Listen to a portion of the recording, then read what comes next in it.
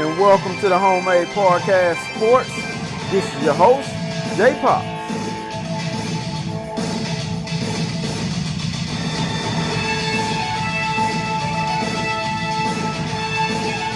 And welcome back to the Homemade Podcast of Sports with your host, J Pops. Guys, we're still in the moment. Everybody is still in the moment of what happened on Saturday. I was still in the moment. My wife was still in the moment. My kids heard me yelling downstairs. They're kind of still in the moment. Co-workers, they called me. They still in the moment. But we are all still in the moment. Now, this is part two. I told you guys that I was coming back, right? I told you I was coming back. So this is part two. Before I get started, though, it is a really, really big commitment that will come on tomorrow from five-star defensive lineman Gabriel Brownlow Dendy. The choices are between Oklahoma and Texas A&M. This is the 2022 five-star D lineman. I told you guys, it's a lot of guys that have Texas A&M in either their top five, and in which in some case, some have Texas A&M in their top two. All right, this is one of them, Gabriel Brownlow Denley and Barry Alexander, which is another five-star D-line, in which he was at the game. He was at the game on last Saturday. As of right now they have a crystal ball of Gabriel Brownlow Denley going to Oklahoma. The last time that crystal ball was made was on September 15th, and it hadn't changed since. I'm going to honestly say that I believe he will commit to Texas A&M. Although I think his mom and dad went to OU, but see, this is one thing you guys got to understand sometimes. These kids want to write their own booklets at the end of the day. All right. But it will play a huge part and a factor into where he wants to go going forward. But I believe he will commit to Texas A&M University. You guys just watch out for that commitment on tomorrow at 12 noon. Okay? Be watching out for that one. He's coming from Florida out there, Lakeland, Florida. Once again, five-star defensive lineman, 10 nationally. He will be making his announcement on tomorrow on CBS HQ, I believe. He put it on the Twitter on where to go to and where you can see him make that commitment at. All right, anywho, so let's move along, guys. So to recap on the Alabama and Texas A&M game. Once again, man, I heard flat all week long about how Alabama was going to write their own score. I heard instances where, give me Bama by 40. I heard instances where, hey, man, give me Bama by 60. I heard all of that. I chose not to say anything because I was like, you know what? Watch this. So what nobody ever realized, and this is where you guys have to start reading in between thin lines. The press conferences that Nick Saban had all season about his team. It was something to look at and something to witness. All right. Nick Saban said, leading up to this game here, we have to be a better football team. I knew what he was talking about. All right. I honestly knew what he was talking about. I told you guys about it, and you guys just didn't want to believe me because of the simple fact that Bryce Young is still a darn good quarterback. You hear me? But Bryce Young covered up most of that offensive line issues that I seen come. They just needed a defensive line to get back there to him consistently. And that's basically what Texas A&M did. They got in the backfield consistently. They got 4 sacks on that young man to Texas A&M's 0. I'm going to say that once again. They got 4 sacks on that young man to Texas A&M's 0. They heard all week about it, how Alabama had the best offensive line in all of college football. That was that. He's so poised in the pocket. He does this, does that.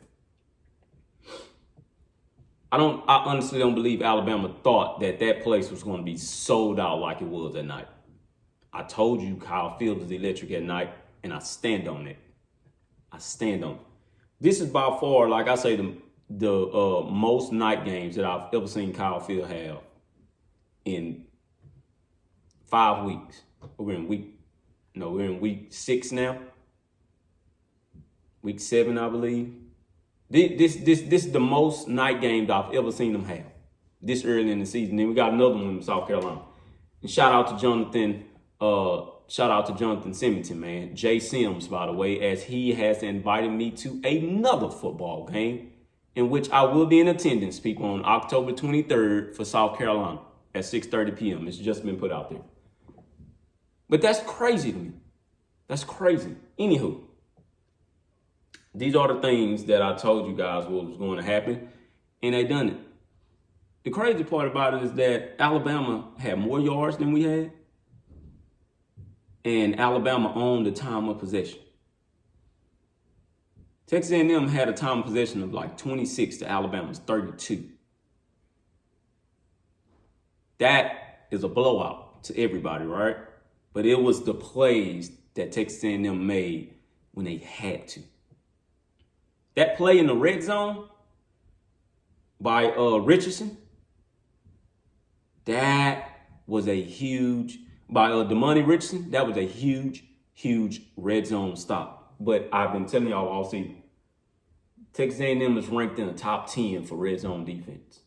When are you guys going to believe that or not? They're ranked in the top 10 for red zone defense. All right, I told you guys we need takeaways in this game. They went out and they got that. I knew what was playing a factor into beating this football team, man. I told you guys that the offensive line was going to get it together, and they got it together. All Zach needed was confidence, time, and the knowing of he has a legit football team to work with. That was crazy to me that people thought that this number 8 talented team in the nation was going to get blown out like that. All right. I know I've seen instances where the top 3, which was Ohio State, was the last one that got blown out. Look, Ohio State has been blown out twice with their top talent. By Alabama is one of them. By Clemson is another one. I'm sorry, they've been blown out a couple of times. And by Iowa State and Purdue. Man, I can't count on hand how many times Ohio State's been blown out like that. All right? But this is the SEC, man. I told y'all that. You can't just count wins like that, and you can't, they're going to blow them out. I can believe that you guys put them as a 19-point underdog. The line kept on changing. And I told you guys what it was, man. I did. I told you guys. The thing that stepped up the most, of course, and this is what everybody looks at, is that offensive line. I believe that offensive line shocked everybody in the nation. That got everybody's attention going forward. The defensive line, I believe that people believe that it would have been at least 1 or 2 sacks in the game. 4, couldn't believe that. How many pressures they got on Bryce Young? Amazing. Amazing. Amazing. That D-line, we had been telling people that this is one of the best D-lines in all of college football. Understand they're still giving up a lot of rushing yards, but I knew that they were going to give up some yards in this game, period, and some points. I knew that. But they had the potential to beat them. They went out, man, and they beat them. They absolutely beat them. Going forward, though, people have to start paying attention to little details. When Jimbo Fisher kept on saying that it's the little things that we have to do to keep it going, you got to pay attention to that. I seen it in person at that Mississippi State game when they lost. I say, man, if they just done this and done that, it's just little things. Just get that together, man. This football team could be on point. Understand, Jimbo Fisher doesn't go out looking for 40 to 50 points a game. That's not him. That's not his offense. That's not him as a head coach. Okay? That's not him as a head coach. No, a lot of people like to say, oh, man, we need explosive plays, man. We need to score like 40, 50 points. For what? As long as you get the win, you don't have to do what everybody else is doing. Because, see, that's the problem. Everybody wants to do what everybody else is doing. Oklahoma just showed you an Oklahoma offense. And look how they had to come back and win that football game. Because they still legitimately do not have a defense They still don't have it. They love to score a lot of points because that's what they live and they die by. Which is no problem with that, because if you're winning, you're winning. But at some point, you're going to need a defense that can help you out. And that's what Texas A&M did. They had a defense that helped them out. That's why he recruits the way he recruits and he coaches the way he coaches. He doesn't want everything to be on one side of the ball. You need two sides playing their part. That's how Nick Saban does it as well. You need two sides playing their part. That is how you win championships, and that is how you garner 10-win records. Now I'm saying that although, A&M beat Alabama, they're still going to go 8-4, 7-5. I've still seen all of that. Understand this. They're going to give this team just a little bit of credit for them to take it and run with it, but they're not going to give them all the credit.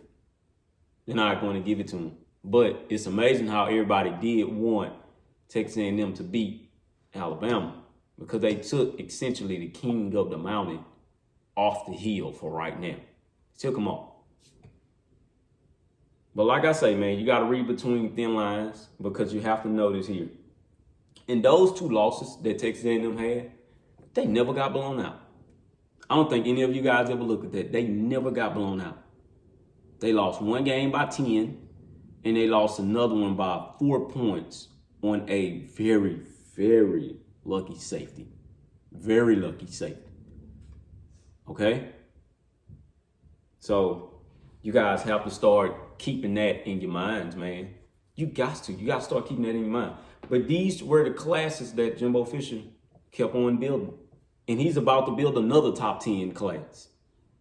When you compress all of that talent together, and like I told you guys, when you get a pro-style offense running how the way it's supposed to be ran fluently, with just that one turn, that one turnover, I can't blame that on Zach. I can't blame that on Ananias neither. Both of those guys were just, I don't know. I believe that they were just feeling the moment. But you don't know how many times where I was like, I can accept that because I know what they're going to do. Once again, that run by A-Chain, there's no way for me to explain that run because I did not know that he was going to do that. I did not know that. But how the way they kept responding when Alabama responded lets you know where this football team has put themselves for not only now, but going forward and for the future. This is what they wanted to build. When you get hit in the mouth, you get up and you respond and you continue to go. The last time Texas A&M beat a top 4 team at Kyle Field in the hands of Jimbo Fisher, they went on an 11-game win streak. Now they just beat the number 1 team, which is number 5 now in all of college football. You can best believe that winning streak is about to be back on. I'm not saying that they're going to win the SEC West because I honestly don't see another team to beat Alabama in the regular, at least on the SEC West side at all. But I can see two teams. Taking them down. And one team, y'all gonna be like, man, if you don't get out of here with that. But listen to what I'm telling you. Now I'm gonna say the one team that everybody knows, we all know this, and I believe that Georgia will take down Alabama. Okay, that's just me. I had put Georgia in the SEC title game anyways, and in the playoffs, in the potential to win a national title. I have already put them there because I knew what was what with them. They still have to get an offense because they're still going to live and die by the defense no matter what. But they got to get offense. The difference between Jimbo Fisher and Kirby Smart is that Jimbo Fisher has been coaching long enough under two of the best head coaches in the game, which was Nick Saban and Bobby Bowden, in which I don't know why y'all guys don't remember that.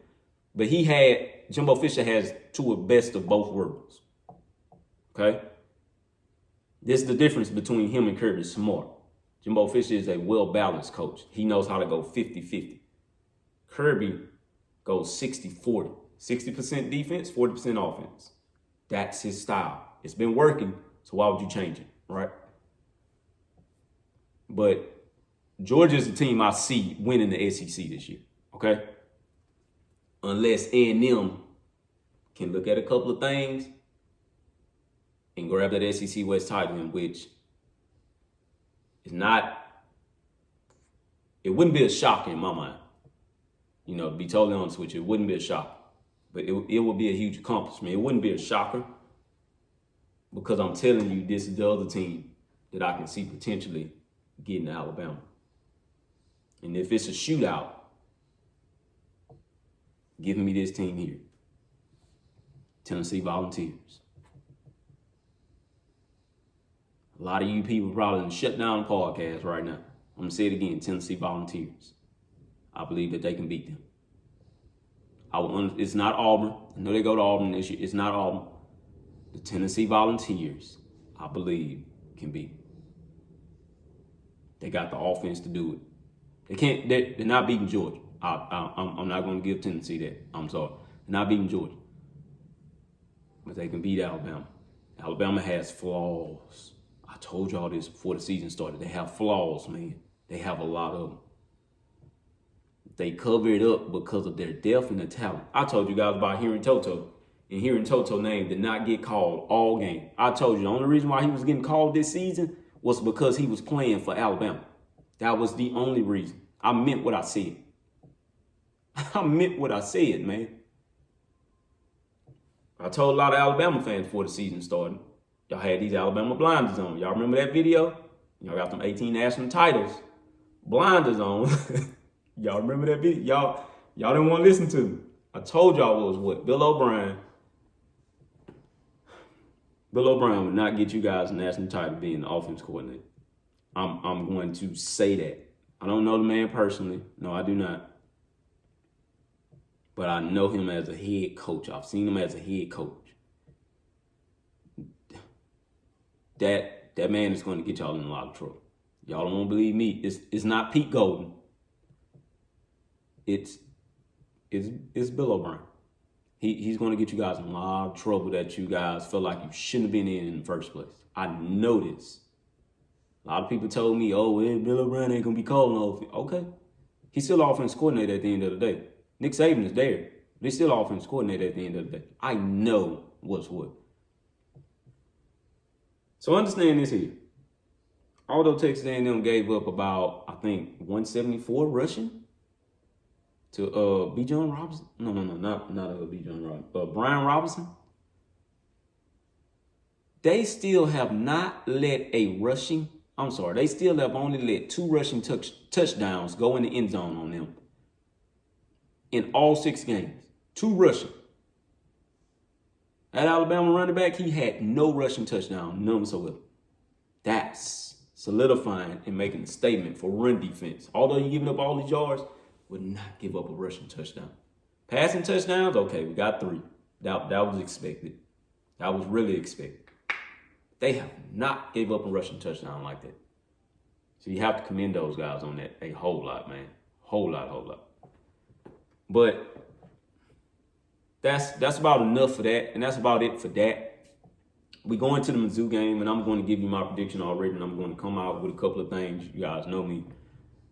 This here solidifies everything. I print these out for a reason. That's the team talent, but I print out stats for a reason, stuff like that. So, going into the Mizzou game, Texas A&M has now made their way back into the rankings as a number 21 team.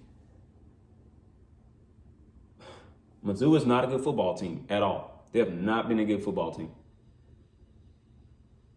Give me my points. Now don't go high because I think I've learned my lesson already. That's just not Jimbo Fish. That game, making a prediction for that game already. 35-0, Texas A&M. I'm going to say this once again. A lot of y'all probably going to close it up too. 35-0, Texas A&M. Understand that Mizzou is still a hump. We hadn't won down there. Now, I comfortably sit here and say that they're going to go down there and make a statement to everybody. 35-0, Texas A&M. Going forward, though, you need to know the humps. The hump is Mizzou. Winning at Mizzou. We haven't beaten them there ever since we've been in the SEC.